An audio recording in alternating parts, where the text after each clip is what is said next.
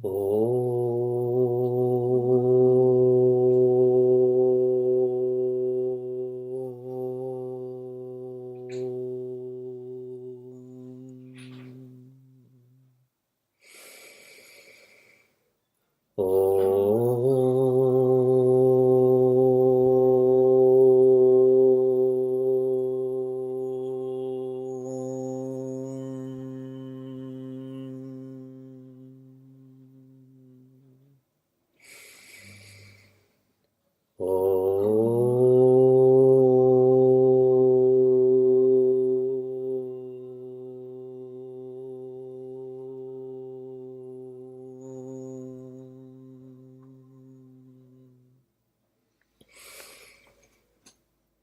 Vakratunda Mahakaya Suryakoti Samaprabha Nirvignam Kuru Me Deva Sarvakaryeshu Sarvada Saraswati Namastubhyam Varade Kamarupini Vidyarambham Karishyami Siddhir Bhavatu Me Sada Gurur Brahma Gurur Vishnu Gurur Devo Maheshwaraha Gurudeva Param Brahma Tasmai Shri Gurave Namaha.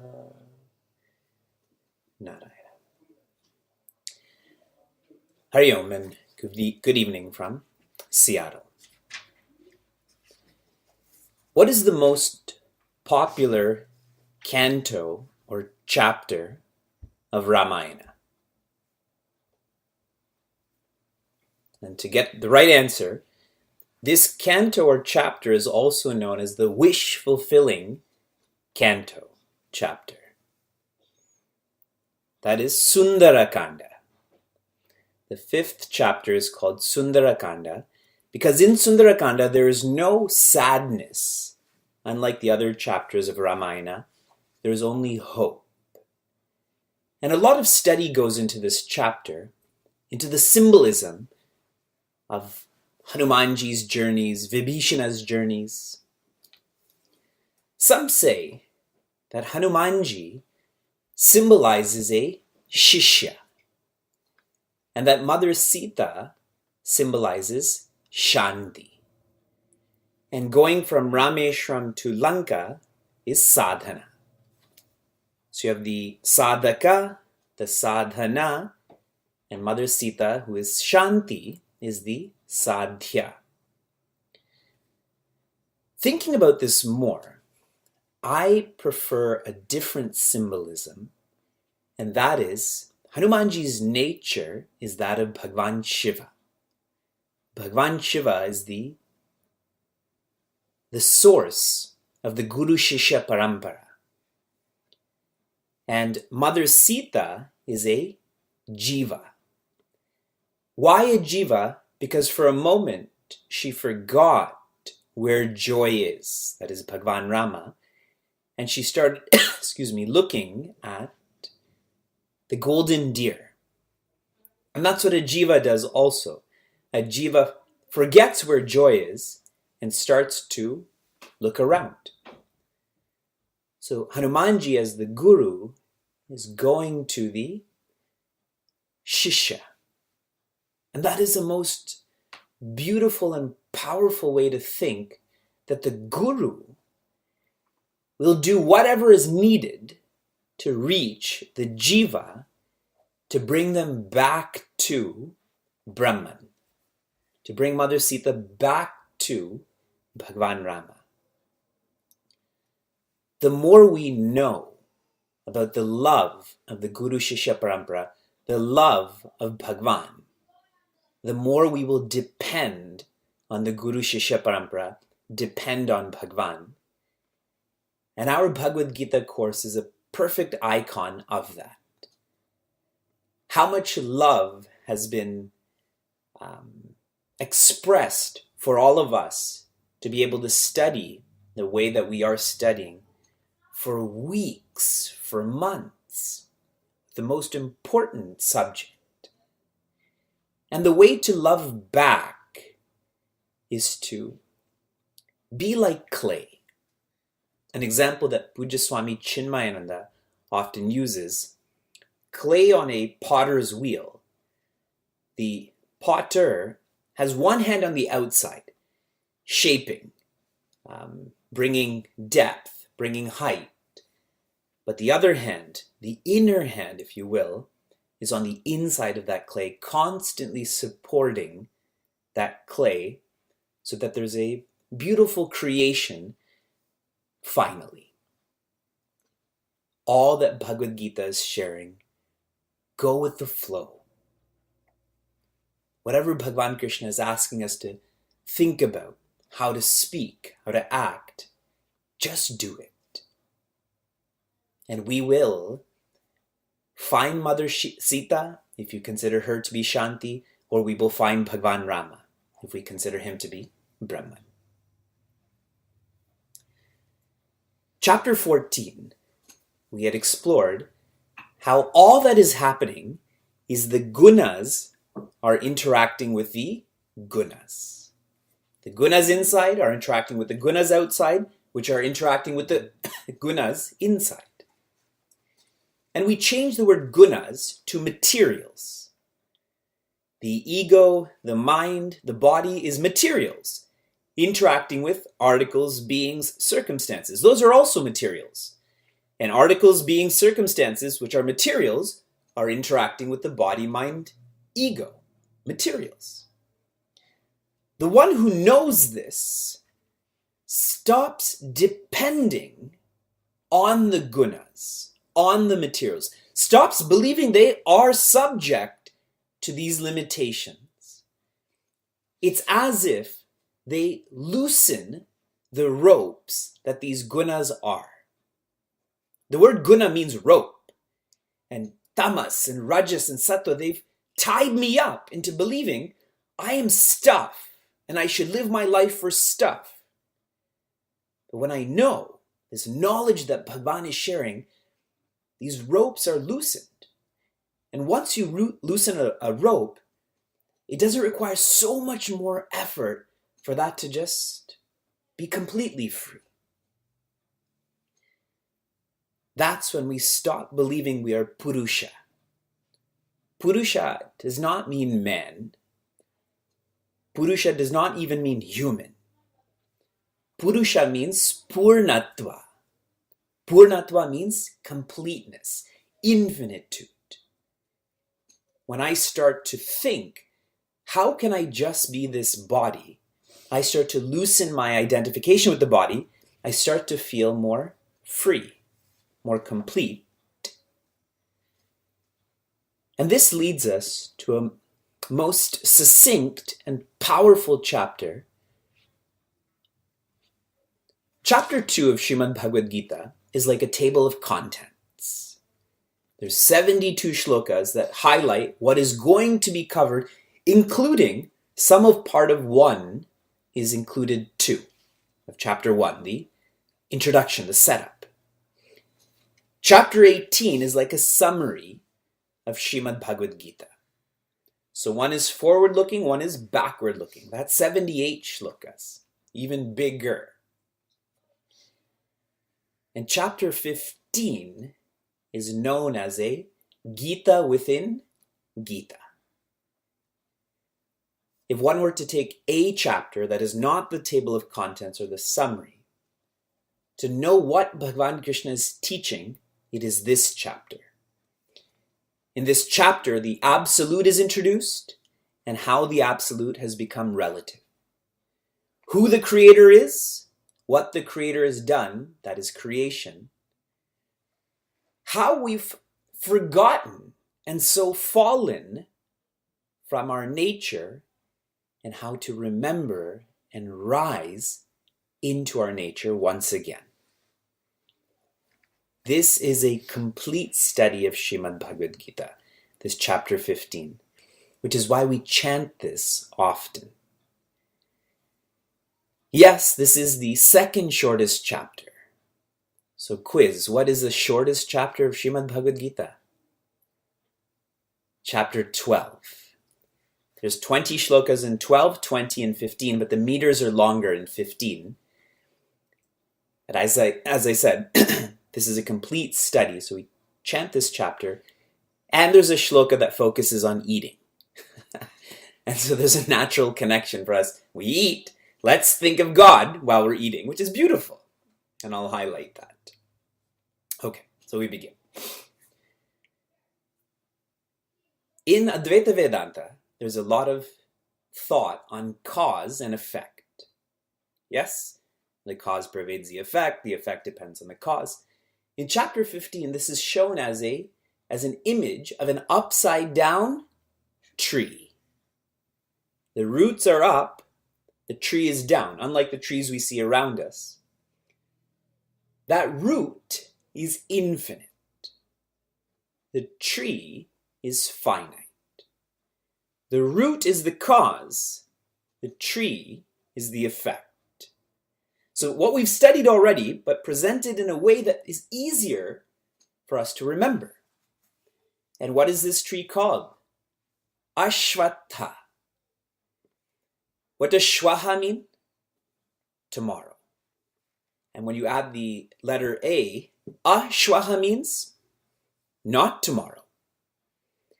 This tree, which symbolizes the effect, symbolizes that which is finite, is not going to be there tomorrow. That which is finite is changing. All of us may not be there tomorrow. And that's reality. It's not me being morbid. That is a very fundamental possibility. Ashwaha, that which is not going to be there tomorrow. Taking a magnifying glass and looking at this more closely, what is on this tree? There are buds. Now, today's the first day of spring. Joyous spring to all of you. Not that anyone knows that today's the first day of spring, but joyous spring anyways. Why not celebrate? On this tree, there are buds. And these buds are icons for articles, beings, and circumstances. Looking at it differently, pleasure, possession, position.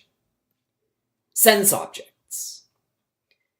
The branches are the fields that hold these A's, B's, and C's, or these three P's. In Sanskrit, we call this loka. The branches are lokas, the waking state, dream state, sleep state, the past, present, future, all of our fields of experience. The leaves are kama, or desires. And leaves fructify to become flowers. These flowers are karma, or actions. And these flowers fructify to become fruits, or phala, or results. Everyone's catching this. What are the buds? A's, B's, and C's. What are the branches? The field for these A's, B's, and C's. The leaves are desires. Desires for what? The A's, B's, and C's that are in this field. And if I have a desire, I have to act on that. And if I'm acting on it, there's going to be results. Yes? And when you take all of this together, this is the cycle of vasanas. No? Vasanas keep making me have desires, so I act. There's a fruit. I enjoy that fruit, so I desire it more. This becomes vasanas. Then that vasana goes out, vasana comes in. And another way to think of this cycle of vasanas is samsara. Samsara means to be stuck. I desire, I act, there's a fruit, it makes me act more and desire more, I'm stuck. I go forward or backward, my tires are stuck in that snow. This is samsara. And if you're thinking about this more deeply, if you have a tree with all of this stuff on it, do you ever see that tree, the trunk? There's so many fruits and flowers and leaves and buds. Nobody ever sees the trunk. Samsara hides the samsara from all of us. This whole experience of ours is hiding the truth from us. The truth that this is a ashwatha tree, correct? That tomorrow this may not be there. This plan to be happy tomorrow is not going to happen. We will forever be Purusha and not Purnatva. A lot of depth. Keep remembering the symbolism in all of this. The root is up here and the tree is down here. That root is projecting that tree outwards or downwards in our lives. That's extroversion. Correct? When I keep projecting outside, I'm an extrovert. When I keep projecting downwards or devolve, I become more dependent. So that's also shown in all of this. And this projecting is done through the gunas. That's why we studied the chapter on gunas. Remember? We had a holiday. How are we supposed to remember past 1 week? It's your fault that we don't know all of this. The closer you are to the roots, that's sattva, no? The further you are from those roots, that is tamas. And another way to think about this, the further down you are in the tree, that is naraka. That is hell. And the higher up you are in this tree, that is swarga. That is heaven. But that's still the tree. Hell and heaven are still part of the ashwatha. Puja Swami Tejamayananda compares this tree that Bhagavan Krishna is talking about to a dream. If you think carefully of a dream, the dream you had last night, can you go back to that dream tomorrow? Ashwatha. You can't re-enter a dream that you just had. This is called pravaha nitya. Pravaha nitya means it is a permanence that is flowing. We're having our yatra reunion in Niagara Falls in June. And when people think of Niagara Falls, they think of only the falls. But how did that water flow over the falls? With the Niagara River. When you look out at a river, it feels like that's permanent, but it's not permanent. The water that's flowing in front of you, that just keeps on changing. It's as if this is permanent. This is called pravaha nitya. And Guruji asks us, when you're in a dream, do you know how the dream begins? How did you get where you are? Now think about all of us right now. How were you born? And don't give me a physiological reasoning. Here we're studying Bhagavad Gita because of this biological process that I'm born. Why? If I say there's vasanas, which I'm talking about, where did they come from? If you take this to popular culture, in the movie Inception, when Cobb is training Ariadne, he says, how did you get to this place right now? And she's thinking, but she can't remember how she got there. Pravaha nitya. This is like a dream. There is a as if permanence. And this word is important because we've studied a different nitya through Srimad Bhagavad Gita. That's kutastha nitya. Kutastha means our favorite object, an anvil. That anvil, so much stuff changes on it, but the anvil doesn't change. That's an absolute permanence, not a as if permanence. This dream, though we don't know how it began, this dream will end. And that is where the role and responsibility of a Sadguru comes in and wakes us up. A Sadguru is someone who's already awakened. That's what Prince Siddhartha, when he became Gautama Buddha, said, I'm awakened. Only someone who's awake can awake you from a dream, correct? Someone in your dream is not going to tell you you're dreaming right now. They're a dream too. You need someone who's awake to awaken you. Parents, you do that with your kids, right? Siblings don't wake siblings up. They keep each other asleep. right? Let's just close our eyes and let's pretend like we're sleeping so our parents leave us alone. The Guru comes and awakens us. And the methodology that the Sadguru uses is sannyasa.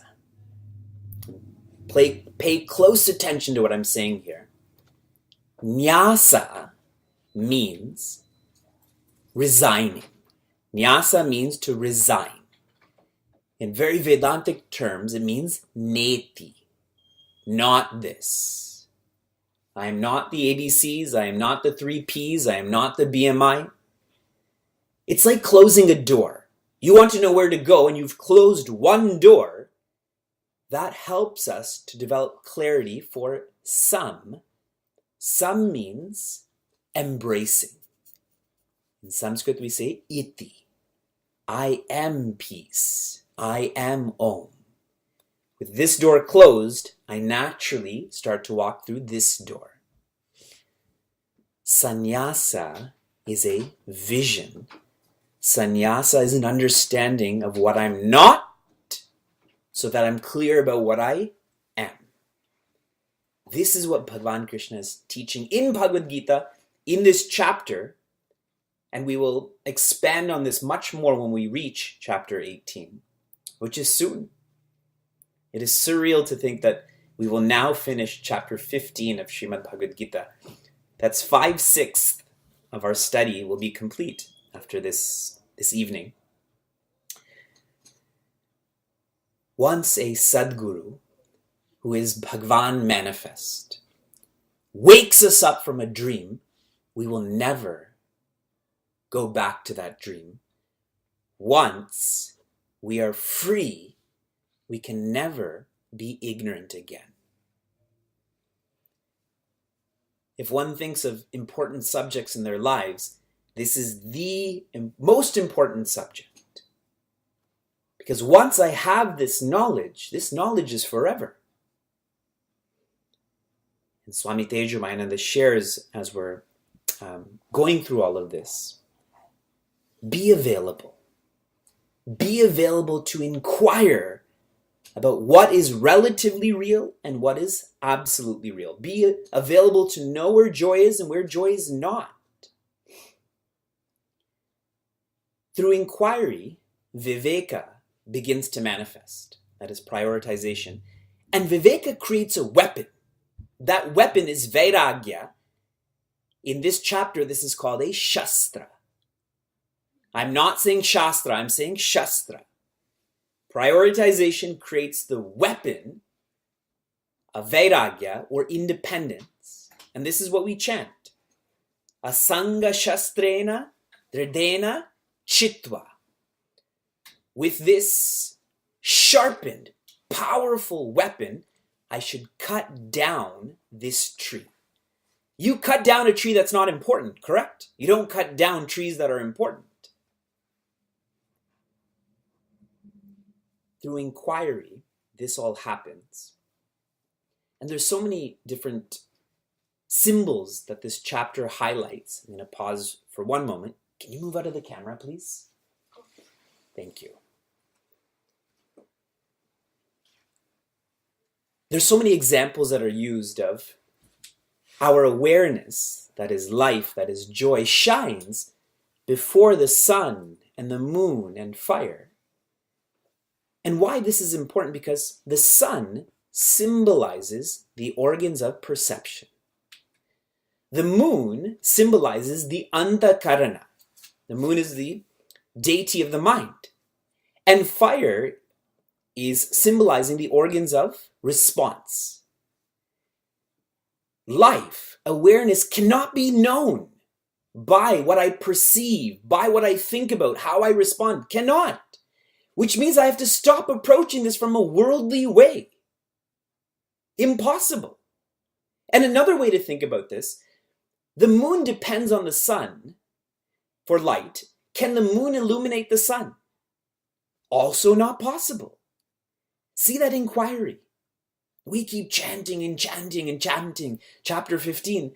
But these words, each of these words is most powerful in helping us to inquire, to create this shastra to end dependency, that which is not going to be there tomorrow. Shifting to 15.7 to 15.12. This chapter is showing us how we've fallen from the absolute to the relative, from the creator to creation. This chapter also teaches us how to rise. This is a shastra. Some ways to understand shastra is shasti. Shasti means there is thoroughness, like a science. But when you study physics, it doesn't teach you morality. So shastra also means hitam upadishati. Hitam upadishati guides us to morality, guides us to reality. Now, me studying social science or me studying humanities, that can help me be a better person. And so there's one more element, that is shasanat trayate, that which teaches me to be transcendental, to be absolute. So I've fallen. This is what we've studied so far in this chapter. This chapter is also teaching us to rise in a thorough way, in a uplifting way, in a transcendental way. A shloka I would like to highlight for this chapter is shloka 14. This is our food mantra. We chant Brahmarpanam, Brahmahavi, but that's actually not directly related to eating.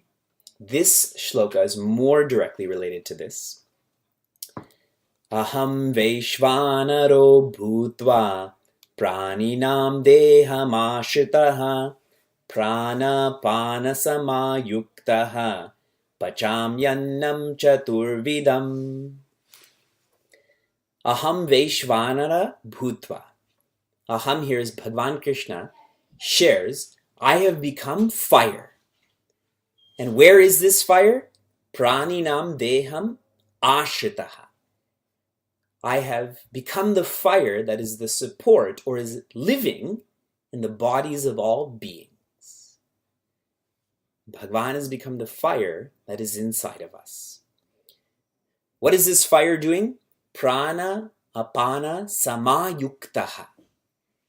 This fire is the cause for prana, that is ingesting, apana, that is excreting, and all else that is keeping this instrument, this vehicle, moving. Pachami annam chaturvidam. When I eat, there tends to be 4 types of food in the science of eating, not important. We are able to digest, we are able to live because of the presence of this divinity. When I remember the divinity that is this body, I'm going to pause again. Can you tell them to turn that off, please? When I remember the divinity that is enlivening this body, that is helping me function, by remembering I start to rise. That's what this shloka is teaching. It's not just to chant before I eat, but to remember that.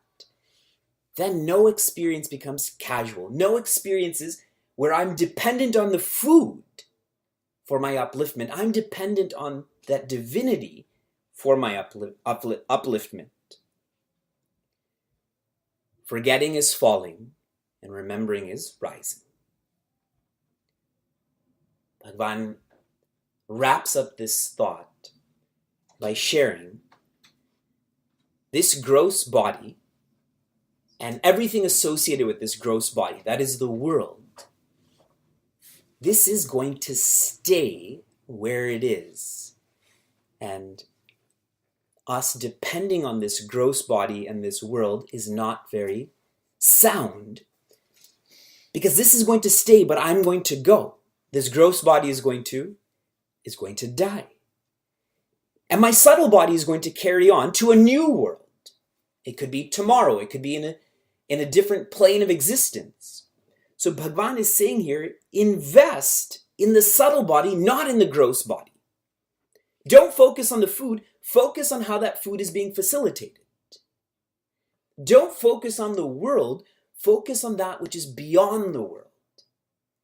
That's the investment that chapter 15 is trying to guide us to. And the more we invest in that, that is Viveka, the more we become independent. We are taking down this tree.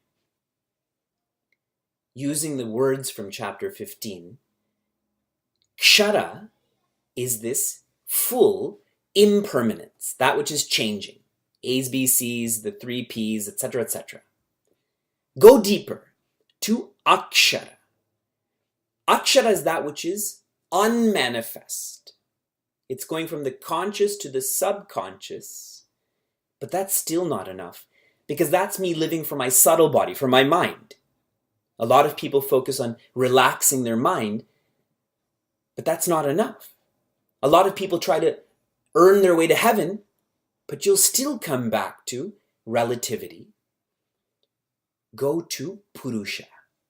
Beyond Akshara is Purusha. Kshara is like Prakriti. Akshara is like Chidabhasa. Remember, we studied that. It is a reflection of consciousness. It is not consciousness. And Purusha is Chit. Not Chidabhasa. It's not a reflection of consciousness. This is awareness, which is the root. This is the cause, the original cause. This is infinitude.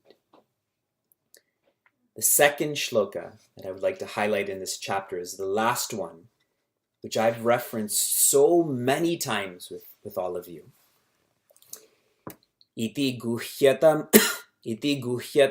shastram idamuktam mayanagha etad buddva buddhiman syat kritakrityascha bharata.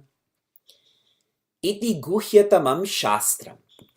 What Bhagavan has just taught is the subtlest of the subtlest, the most important of the most important, the greatest of all time. Uktam Mayanaga, I've shared this. Bhagavan has shared this to Anagha. Anagha is Prince Arjuna, the one who has no ignorance, the one who has purity. Bhagavan is calling him this. He stopped calling him Mahabaho. He's calling him Anagha here. This is chapter 15 now. This is not chapter 4 and 8. Prince Arjuna's way up here now. Etad buddva buddhiman syat. Once you know this, you become buddhiman. All we know in our lives is buddhu. We become buddhiman. We become not a person who treats this as words, but treats this as our life. Then, kritakritya. And I love this term. Kritakritya means you have completed what is to be completed. And in a relative sense, right now we're on an 18-day trip between Portland, Vancouver. We arrived in Seattle now. And it's a lot of work with a stroller and a car seat and Ramayana books and Gita books and Atma Bodha books and all the satsangs that are going on. And we fly back this Saturday, a long flight from Seattle to Chicago to Buffalo, then drive to Niagara Falls. But that plane ride is going to be very restful because that 18 days of work will be complete until we shift back on the road on Wednesday to our Florida tour. Now that's so much joy just in 18 days of work. Imagine lifetimes of responsibilities completed once and for all. Then one is Bharata. Bharata means filled with light, knowledge, joy. And my specific reference to this shloka, I often asked you, the names that Bhagavan Krishna calls Prince Arjuna by at the end of chapter 15, because we are experts in chanting this, Guruji had shared with us, our responsibility is to become Anagha. That is purity of mind. then the Guru's responsibility is to make us Bharata. Fill us with light, knowledge, joy. That's what this chapter is teaching us. Follow the travel log.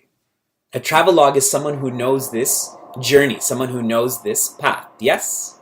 And if you follow the same journey, if you follow the same path, you will be feeling or reaching where that person has reached, where that person is.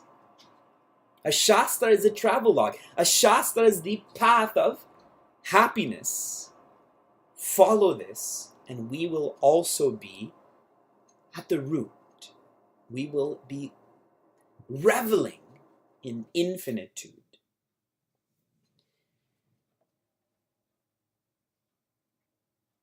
Don't just chant this chapter. Know this chapter. Live this chapter. Oh.